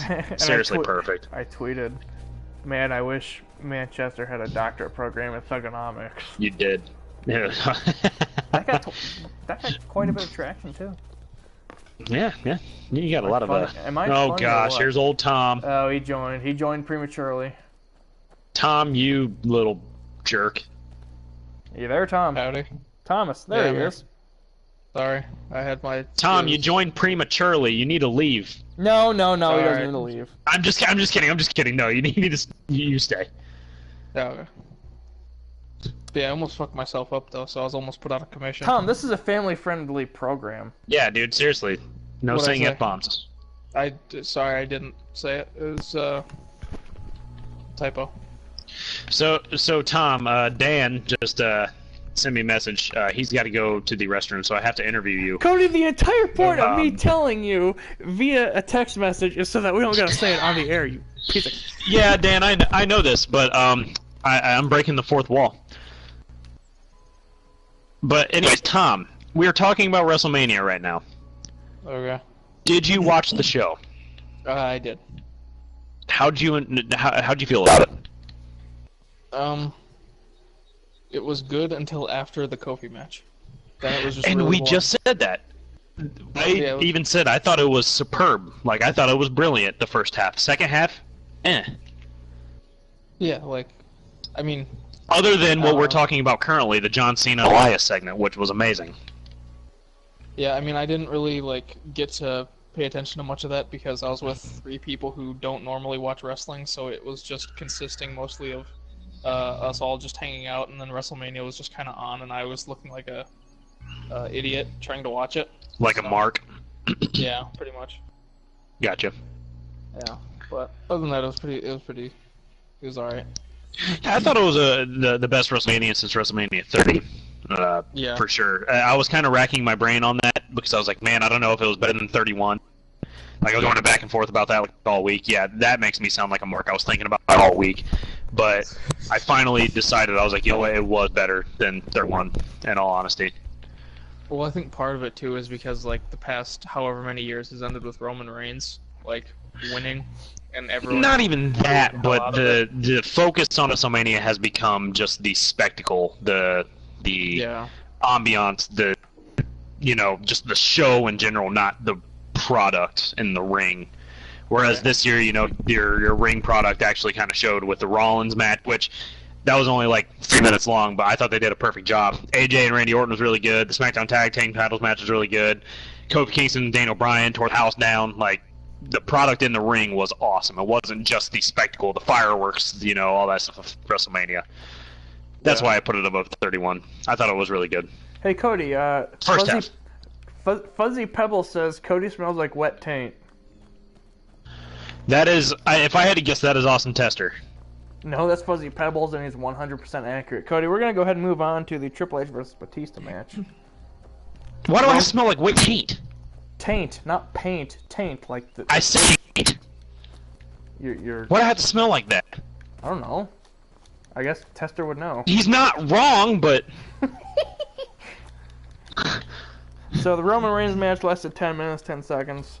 gonna go ahead and move on to Triple H versus Batista. I thought it was absolutely terrible. Did you guys think that Roman Reigns was getting booed? Yeah. A little bit at the beginning. Yeah, because I thought that that was happening too, and I was like, Well, his entrance, his entrance was like 50-50. Half of them were cheering, which I guess is a better ratio than like the 80-20 that it usually is. Well, Tom, like Dan and I talked about, man, it's like already fans are tired of getting crammed down their throats the fact that he beat leukemia, which, like we said, it's an amazing thing he did, but it's like, why do we have to continuously go back to it, go back to it, go back to it? Like, why can't it just be wrestling now? Especially when he invokes the orange ribbon in his logo, but they contribute zero money to leukemia research. well, I think part of the proceeds for like his new T-shirt with it on. Yeah, all of this stuff goes, a lot of the proceeds from that stuff goes towards. I've read that research and all that 0% stuff. of it is, which is why there's so much backlash. Who'd you literally read made a that video. from? Probably Freaking some Ryan Satin? Yeah, or Iran. Yeah, what the he's a hell's his name? dipshit. Sorry, language. Dan, do you get But- money from YouTube anyway? No, but Fuzzy Pebble says, I don't know why do you smell like that. I'm sure he's talking to Cody. I guarantee that's Austin Tester. No, it's Fuzzy Pebbles, Cody. It's no, I'll tell you who it is. It's Mad User. That That motherfucker. Tom, I think Gosh. Thomas, I think Mad User might have deleted me. I kind of hope he deleted me as well. He kept I would be playing Apex Legends with my friends, and then Mad User would just end up like crashing the party, and it'd just be really awkward because he'd be on there for like an hour and he just wouldn't say anything, and he'd just be in the party. He's Australian. That's really weird. But like we could hear his mom like talking to him and like yelling at him and stuff. That's So it was really awkward. stupid Pete Dunne looking SOB. Yeah. LOL. Oh, just a heads up. When you hear the dogs bark, which you probably will in about 15 minutes, I'll probably have to go. Does that mean Becky's home? No. Oh, Becky Lynch. Becky. Oh my God! Why are you not fielding the ball? Oh my God. What were you saying, Oh, Tom? no. Huh? What were you saying? Oh no. One of my friends from high school, he moved in with us, and so, like, we kind of share a room now. So I don't want to just Friend of the show, be an Brandon. a-hole taking up all the TV and stuff. No, he can go to hell. Yeah. That's Hey, what I said. does he pay rent?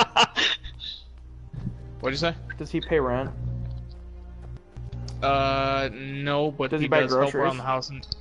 Yeah, he helps buy groceries and stuff too, but like he helps around the house and all that. He's not just a max, so that's good. What's his name? Friend of the show, Tom's friend. His name's Brandon. Shouts out to Brandon and Fuzzy Tom. Pebbles for pointing out that Cody smells like wet taint. Hey Dan, I don't know why, but YouTube, it recommended your thing that you did with, who was it that was talking about Shrek? Alex?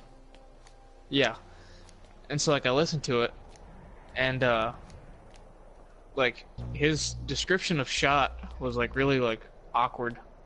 Why? You take that up because, with like, him. I don't know track, Tom. Yeah, I just wanna find a reason to bitch, but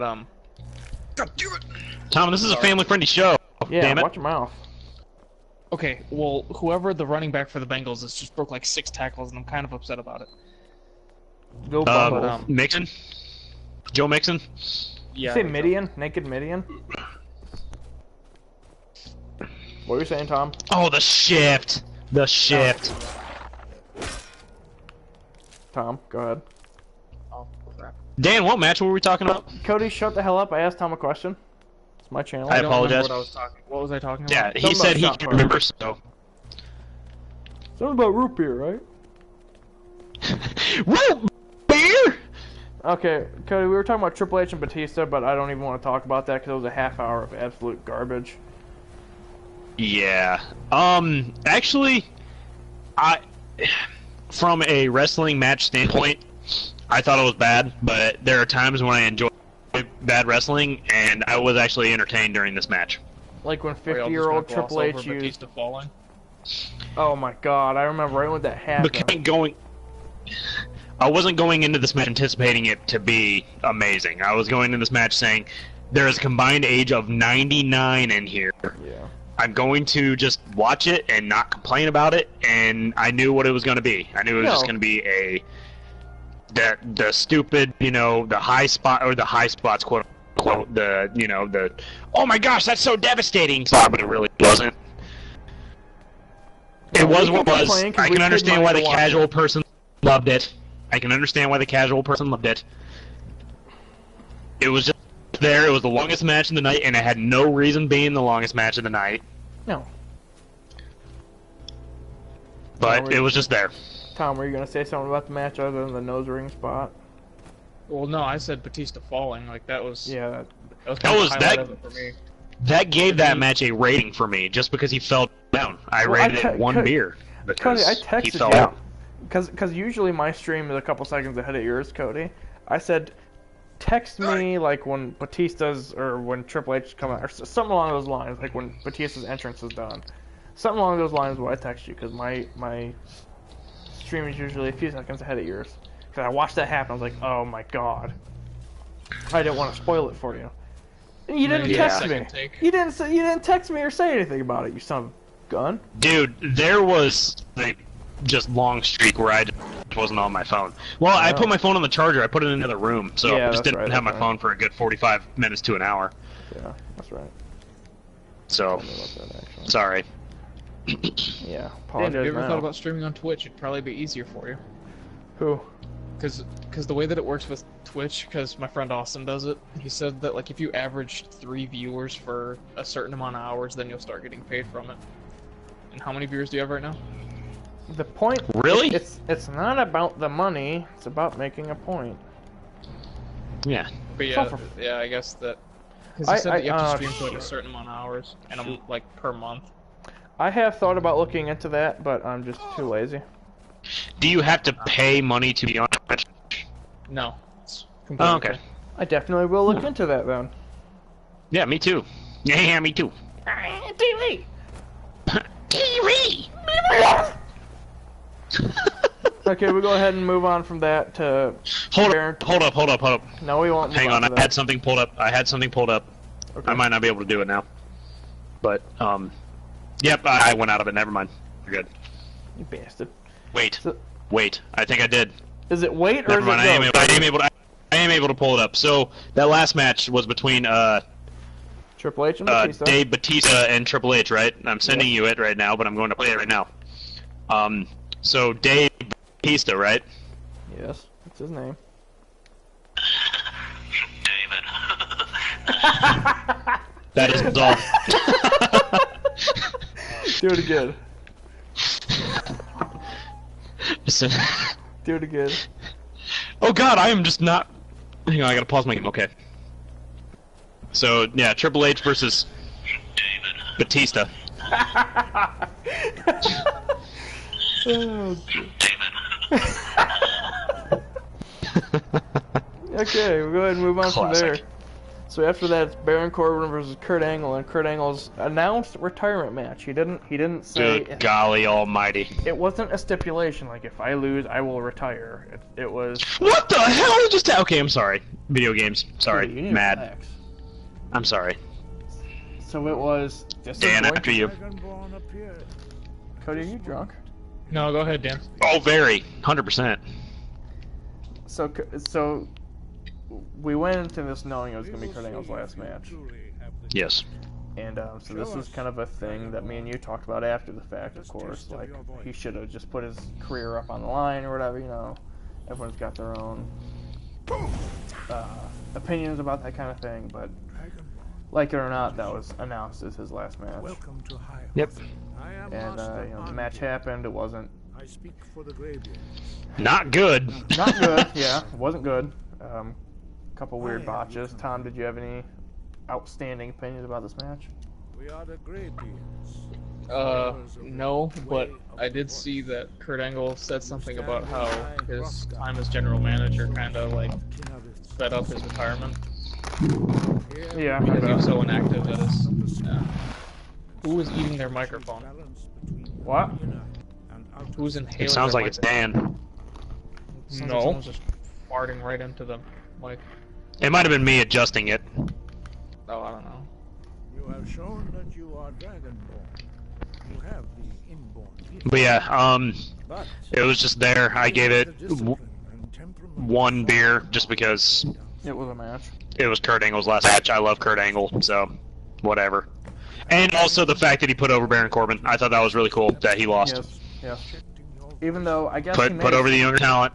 I guess he made a statement that he said if it were up to him, he would go out on top. But he said he understood that, but- he needed to do it. Yeah, that's a business. And plus, you know, and I talked about it earlier. I'm going to keep on plugging the Dudes N Brews Podcast. We cover WrestleMania 35 in long form as well. During that, when we talked about it, I was like, if Kurt Angle seriously had opinions about not wanting to work Baron Corbin, he would not have worked Baron Corbin. I guarantee it. If he would have said no, Vince would be like, okay, we'll find you someone else. Yeah. Angle had to okay that. 100%. I'm There's sure. no answer about it. I'm sure. Yeah, so he definitely okayed working with Corbin. Good lord, block! Yeah, block. Darn you. Gosh darn you. But then, yeah, Angle after the match got on mic, talked, you know, about his career. It just kind of fell flat. It just felt dull. Yeah, it was Like- kind of weird. He was like, I want to go out the same way that you guys, you know, brought me in, or what? Which wasn't the way that they brought him in. That was like 2 years after the fact. He's like, I want you to chant, you suck, and then they chanted, you suck, and Yeah. he left. But one thing that did get me, though, one thing got me. There was a sign someone had that said, you never sucked. I was like, aw. No, he never did. No, that's what I'm Even saying. Like, this tail end of his career, like when he could barely stand and all that stuff, like in the ring, like he still went out there and tried his damnedest to put on a really good match. And he never sucked. Like never, not once in his career, man. Perfect competitor. Go down as one of the greatest of all time, and it's gonna be a weird feeling without him, without knowing that he's working anymore. or even like Until he comes back and involved. wrestles in Saudi Arabia. Yeah. And Oh gosh, don't say that. let's He move probably on. will. Yeah, I was gonna say. Let's move on to the Demon Finn Balor versus Bobby Lashley, who was accompanied by Leo Rush. It's for the Intercontinental Championship. Why did Bobby Lashley have green eyes? I'm sorry Who the hell for interrupting, knows? but Yeah, that was out of nowhere, like, and it wasn't. Was it ever? Why did Bobby Lashley have what? green eyes. Oh, they were Like- yellow. They were yellow. Okay. Sorry. All right, Cody. He looked like Scott Oh, let's Farkas stick from on A your Christmas Story. But that was never explained, was it? Like, I don't. Did anybody ever explain that? No.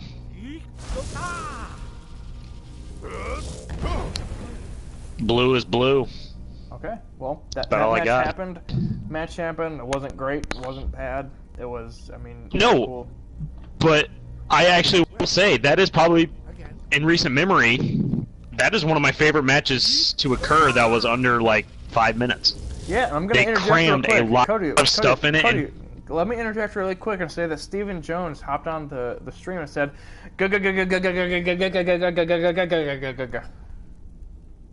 You just put a bunch of G's. yes. Hey, Steve. Stephen, we appreciate your input, and we're looking for more. We want more input. That's exactly what we're looking for. Go ahead and subscribe to the YouTube channel. Market Zero, go ahead and subscribe to Dudes N Brews Podcast as well. He also said, fuck me.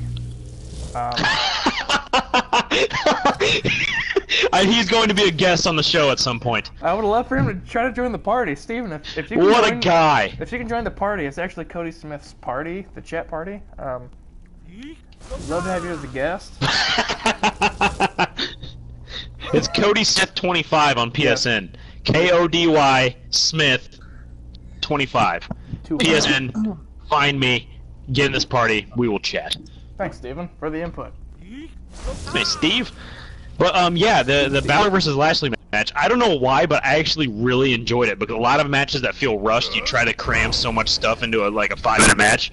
It just feels like, oh my god, they're trying too hard. But like this match, to me, I was like, dang, they did a really, really good job with the time they were given and trying to tell a story and putting everything into place. It's like, okay, we got to make Lashley look strong at a couple points, but we also have to get Leo Cody, Rush stop. involved. Cody, We have to make Finn Balor look like he's Cody, stop indestructible. talking. Cody, stop talking. Steven, comment like your PSN username, and we will add you to the party. If that's a thing. Can I talk now? Hold on, Kody. I'm trying to interact with the fans, damn it. You're right. Only microphone, audio. Why are you throwing it over there?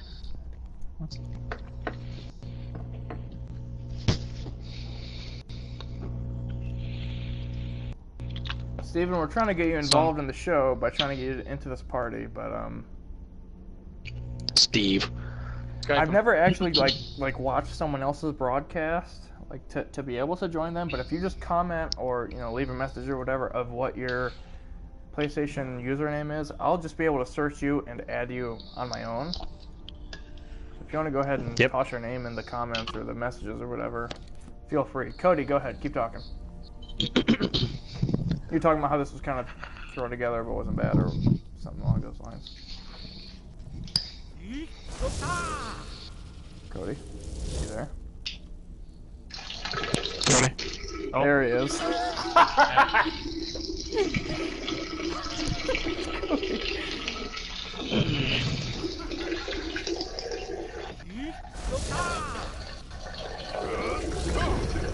Holy cow. That is a lot of urine. There's a whole lot. Go go. We will perform your next You better go wash your hands, brother.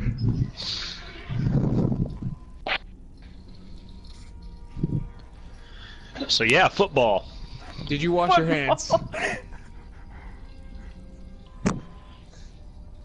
What? Huh? I Your did wash hands. my hands. Okay. Didn't sound like it.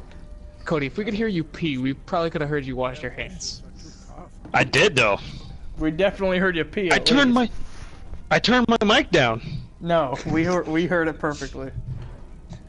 It was Oh, actually that pretty is loud. that's headphones. Yes.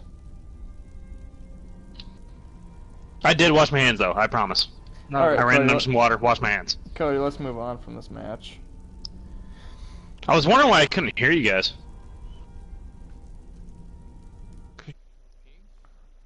Yeah, but like, I turned the headset down, not the microphone. There's a button on this. It's a new headset. New headset, Kody. How's that working for you? It's great, apparently. Good. Cody's headset. So I just got a friend request from somebody. I'm hoping it's Steven. It's probably Steven. Yeah, so let's see if we can add him to the party. Invitation sent to Crown Royal. Okay. Shit, I shouldn't. Shoot. Darn it.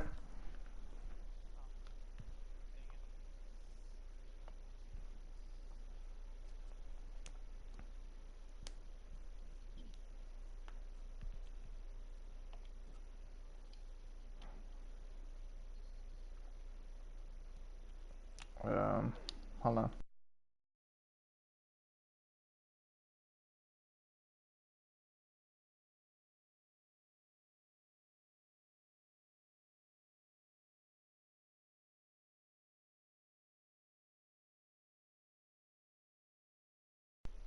Okay. Let's get back to the game.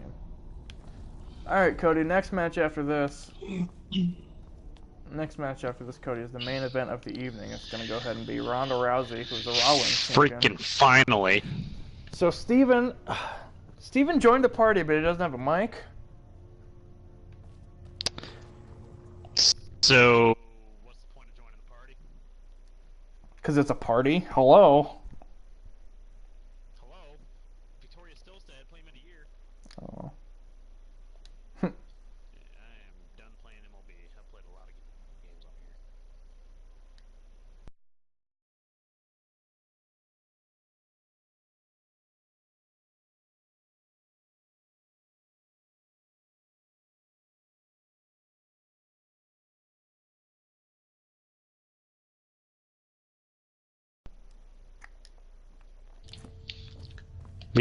Yeah, main event of the evening. Yes. Main event of the evening, Ronda Rousey, the Raw Women's Champion, versus Charlotte Flair, the SmackDown Women's Champion, versus Becky Lynch, who was not a champion. Kody, yes. We talked about this match a little bit after it happened. I don't want to say underwhelming, but it was underwhelming. It was, though. Yeah. Well, I think I even told you the first 2/3 of the match I thought was pretty good. But then it's like they got tired or something happened. But after after the first 2/3 of the match, it was just like, this isn't like fun to watch. You know, like it looked like they were tired. It looked like they were messing things up. The finish, which that could be, you could go into long form about just the finish and the implications of said finish, but yeah, either of you have any like big opinions on the match? Yeah, it just kind of fell flat. I mean, the match itself was alright, but the finish was just, man. I'll see you guys later. Okay, bye. So the thing about this match was like, a lot of people were questioning whether or not this was the right time to have the women main event WrestleMania. And I think this was like, if you were gonna do it, you had to do it now because You had to do it there, 100%. You got a Ronda Rousey, you got a Charlotte Flair, you got someone like a Becky Lynch that people care about. Steven, you gotta get a mic, homie. Go find a mic. Steven. Yeah, Steve. Scuba Steve. But Scooby. Steve added me as a friend on here, so eventually we're gonna get him on the show. Fuck me off the bed, it going to see that... Wait. Off the bed, it going to see that you can... Steven, you gotta speak English, buddy. Are you drunk? Can you read these, Kody? Are you watching like this? No, but like I'm hearing you read them, and it just sounds like gibberish. I'm gonna read this word for word, Kody. So it says, Stephen Jones. Fuck me off the bed, it going to see that you can get better. Off in whose camper they were whacking is all Pretty I heard. much, yes. Learn the English and get back to us, and then get a microphone so that we can talk to you about it, Steven? Yeah, seriously. We'll talk to you later, Steve. Yes. Because I don't know what you're trying to do. But Steve Jones. Yep. So I'm here on High Rothgar trying to, learn the ways of the dragon. Pretty much, Kody. We've covered WrestleMania. This was almost a 2-hour show just talking about WrestleMania. Yeah. It was like a 7-hour show, So. Oh, Stephen Jones is drunk. Attaboy, so are we. So are we. Yeah. I accidentally peed on microphone, so that's fine. Attaboy. But to be fair, I did try to silence it, but wrong thing. No, you didn't even try, Kody. That was a terrible attempt. Yes, I did. I turned down my headset, but not the microphone. You turned down the audio that was coming through the headset. I thought that I didn't realize there were two different switches, Dan. Oh yeah, Steven, we're gonna have to get you sometime on here, so we can. Yeah, not tonight though. It doesn't seem like that's going to be a possibility, bud. Doesn't have a mic. We're gonna have to get him on here sometime though. If he's willing to join us and send a friend request, he ought to be more than willing. He is a friend of the show already. He's a friend of the show. Yes, absolutely. Just not a friend enough to be on said show. Well, not even that. He just isn't capable. He's friend so much that he would like to be, but he's not able to. That's how friendly. Anyway, Kody, it's been almost 2 hours. Yes. We sat here. We recapped WrestleMania. Don't forget to join Kody and friends of the show on the Dudes N Brews Podcast. Kody, go ahead and plug it one last time. Thanks, Dan. Appreciate that. You can find us on anywhere you listen to your podcast, man. They got a YouTube. They're working on maintaining it. YouTube right now, it is in its still very infant ages. We only have one episode on our YouTube because that's on me for not putting more episodes on the YouTube. But at some point, I will go off my lazy butt and I will put more episodes on. But until then, other podcast sites. Kody, I appreciate you joining me and spending time talking about WrestleMania. Of course, 35. thanks for having me, bud. A monumental show, one of the best WrestleManias in few years, especially after you Yes. talked about it all day recording the Dudes N Brews Podcast. We're going to go ahead and sign off for this live stream. It's going to be a chore to watch the whole thing, all 2 hours worth, but it was fun sitting here and talking about it, drinking. I'll try to make this more of a regular thing, so if anybody enjoys it, even if you don't enjoy it, I'm going to do it anyway, because it's fun. Fun! Don't forget to follow Dudes N Brews on What the? every social media platform. Market Zero. We got a Facebook. We're gonna have all other forms of social media here soon. Look for us on Twitter. Like I said, we got a Facebook. Look for us on Instagram potentially. It'll be fun. I'll forever promote my buddy Dan as well. So. As will I for Kody. This is gonna be fun. This is the reboot of a new drive for content.